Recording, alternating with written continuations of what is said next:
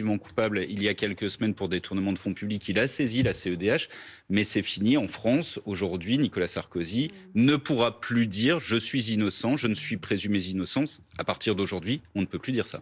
Vous voyez ici le domicile de Nicolas Sarkozy dans le 16e arrondissement de Paris.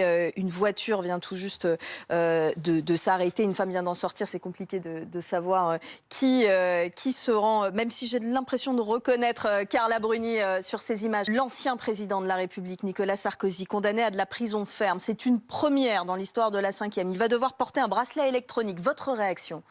D'abord, je prends acte de cette condamnation définitive. J'ai une pensée affectueuse pour Nicolas Sarkozy. Ah ben, elle est bonne celle-là. La première réaction de l'avocat de Nicolas Sarkozy qui va parler. Et évidemment, on va écouter et on scrute cette réaction. J'ai une oreille en régie qui va nous dire quand ça commence. Là, ce sont les derniers réglages. On l'écoute. Une décision de la Cour de cassation dont nous estimons qu'elle est manifestement contraire à la jurisprudence de la Cour européenne des droits de l'homme.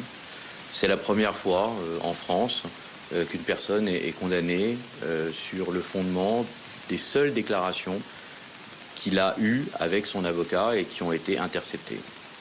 Donc c'est évidemment une défaite pour Nicolas Sarkozy, mais c'est aussi une défaite pour les libertés fondamentales, pour les droits de la défense, pour le droit au secret professionnel, qui est absolument fondamental.